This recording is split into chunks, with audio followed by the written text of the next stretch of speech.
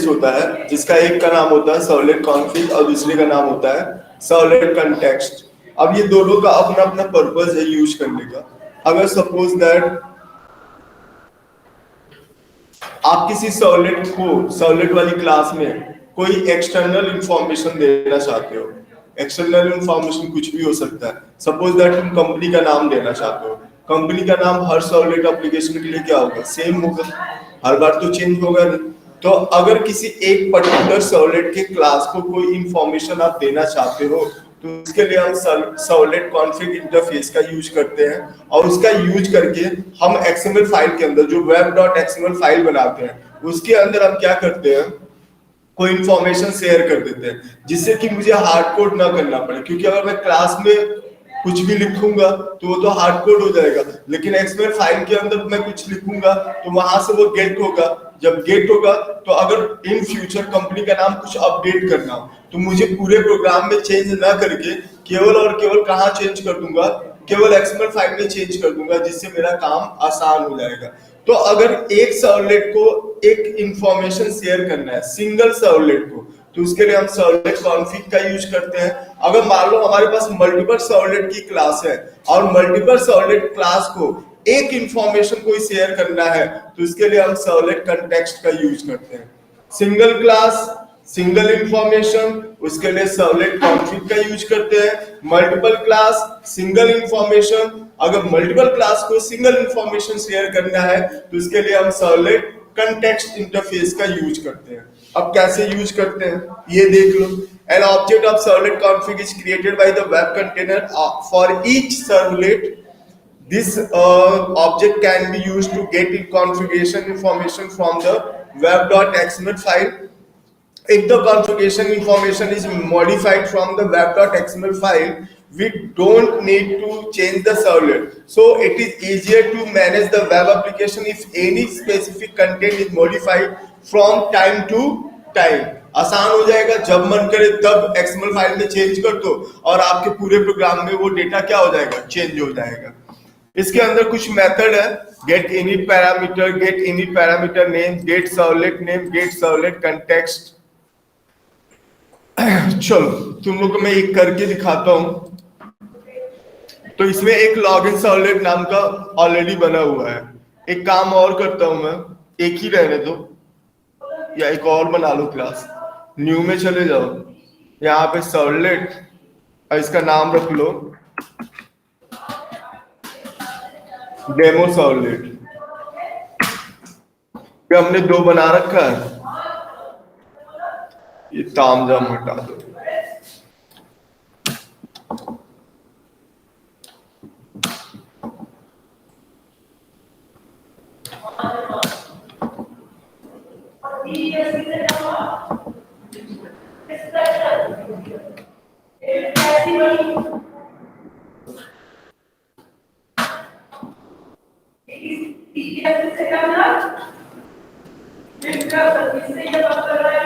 इसको भी यहाँ से हटा दो, इसकी जरूरत नहीं है।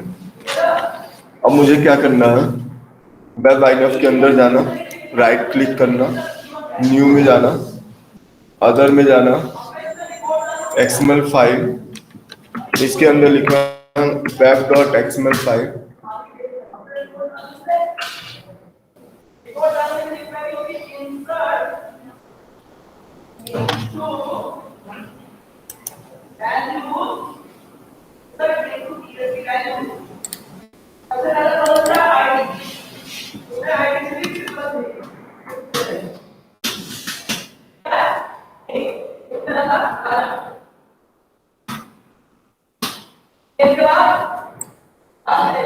हमने एक web.xml फाइल बना ली। अब इसके अंदर क्या करेंगे, कहाँ से स्टार्ट होता है हमारा टैग, वेब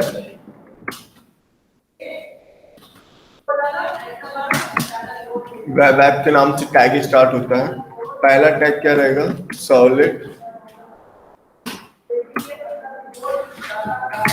इसके अंदर दो टैग और रहेंगे, सर्वलेट नेम, यहाँ पे क्या जाएगा, पैकेज का नाम p1.login सर्वलेट उसी तरह हमारे पास दूसरा जो टैग होता है वो होता है सर्वलेट क्लास हाइफन क्लास। इसमें भी जाएगा p1 डॉट लॉगिन सर्वलेट। ये हमारा टैग कंप्लीट हो गया। अब हमें कौन सी इंफॉर्मेशन चाहिए? मेरे को इंफॉर्मेशन चाहिए जो कि इसके अंदर जाए। क्या चाहे मतलब लॉगिन सर्वलेट के अंदर कोई हम इंफॉर्मेशन शेयर कराना चाहते हैं, तो उसके लिए हमें क्या करना होता है, एक टैग यूज करना होता है। और वो टैग हमेशा किसके अंदर यूज करेंगे? सर्वलेट टैग के अंदर यूज करेंगे। तो हमने यहाँ पे लिखा इनिट पैरम, ये टैग की स्टार्टिंग है। इसके अंदर दो चीजें होंगी, पैरम नेम, इसका नाम हमने दे दिया कंपनी, और दूसरा जो टैग होता है उसका नाम होगा पैरम वैल्यू। और हमने इसके अंदर लिखा डुकेट। हमने एक इंफॉर्मेशन शेयर कर दी। अब ये सर्वलेट का टैग बंद हो गया। इसके अंदर फिर दूसरा जो टैग यूज करते हैं वो सर्वलेट मैपिंग।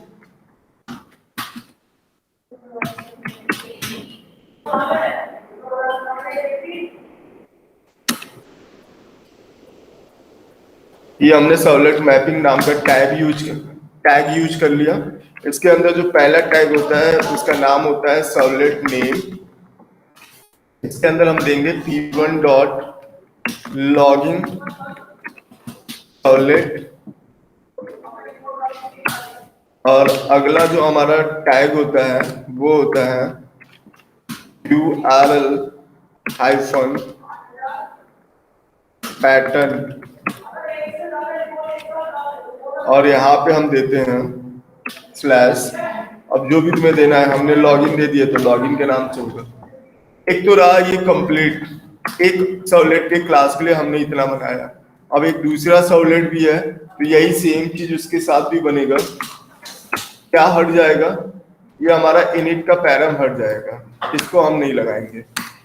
और इसका नाम रखेंगे डेमो सर्वलेट। कॉपी कर लो।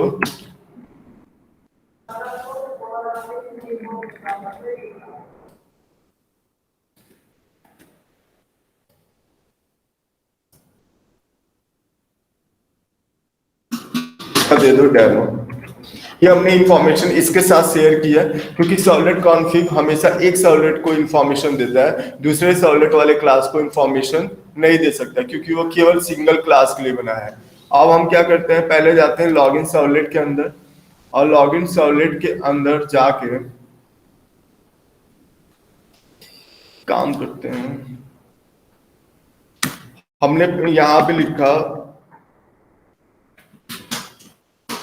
सर्वलेट कॉन्फ़िग, एससी लिया हमने, इक्वल टू लिखा, हमने चलाया request dot gate servlet.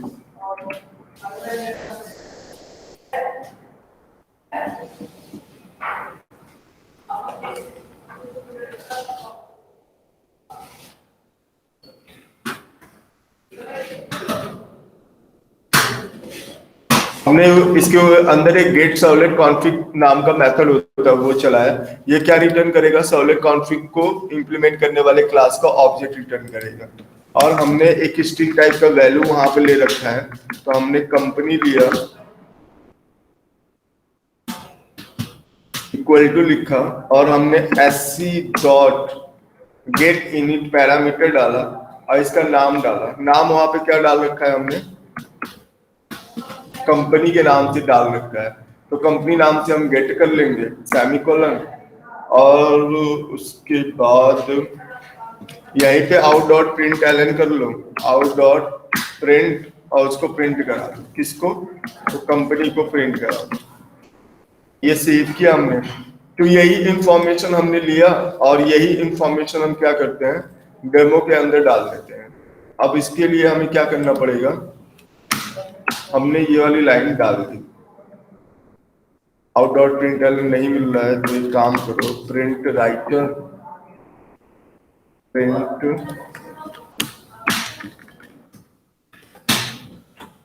Print writer out equal to, और ये आता है रिस्पॉन्स से, response dot get, response dot get writer semicolon, और आप देखोगे कि अब एरर नहीं आ रहा है। सेव किया, उसके बाद क्या करते हैं, लॉगिन सर्वलेट के अंदर जाते हैं, रन एज करते हैं, रन सर्वर, फिनिश किया, ओके किया। अब हमने यहाँ पे दिया विजय, विजय एट 1 2 3, क्या आ रहा है, you are a valid person. अब एक काम करो, गलत वाला डालो, लॉगिन किया, आ रहा है ना डुप्लीकेट। लेकिन अगर मैं इसको हटा दूं और डेमो को कॉल करूं तो क्या आ रहा है, क्योंकि एक सर्वलेट कॉन्फ़िग एक किसी सर्वलेट क्लास को कोई इंफॉर्मेशन शेयर कर सकता है, मल्टीपल सर्वलेट क्लास को इंफॉर्मेशन नहीं शेयर कर सकता। अगर मल्टीपल क्लास को इंफॉर्मेशन शेयर कराना है तो इसके लिए हम क्या यूज करते हैं, फिर सर्वलेट कंटेक्स्ट यूज करते हैं। तो पहले इसको करो, फिर तुम लोगों को सर्वलेट कंटेक्स्ट का दिखाता हूँ, नोट करो इसको।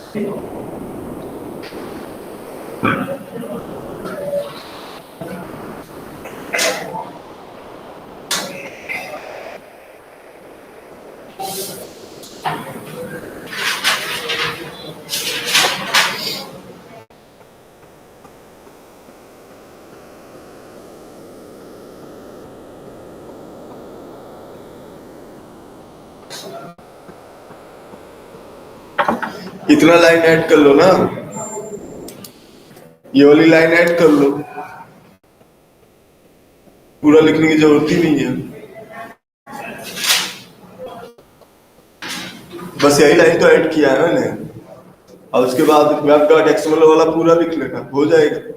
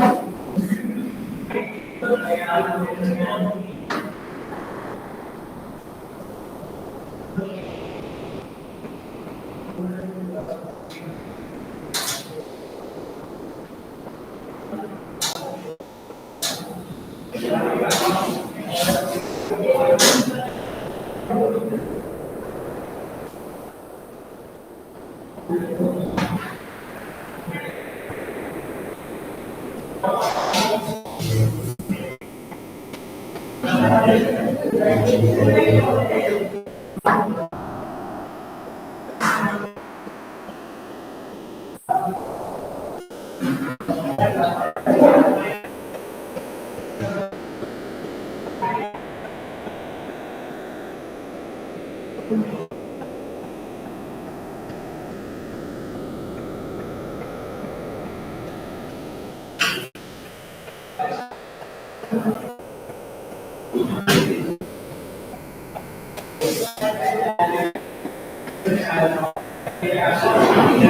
गया ना इतना लाइन बस। और आपको इसमें का कर लो, वेब डॉट एक्सएमएल का, क्योंकि मेन तो यही है।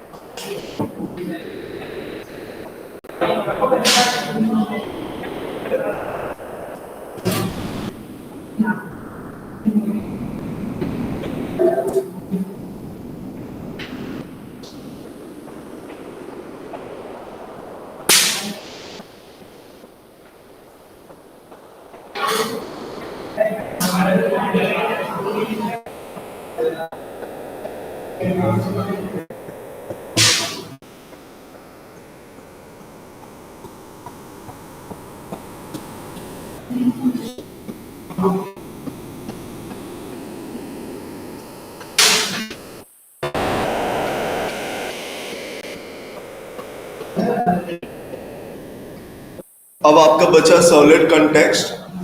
सॉलिड कंटेक्स्ट के बाद बताऊंगा सेशन ट्रैकिंग।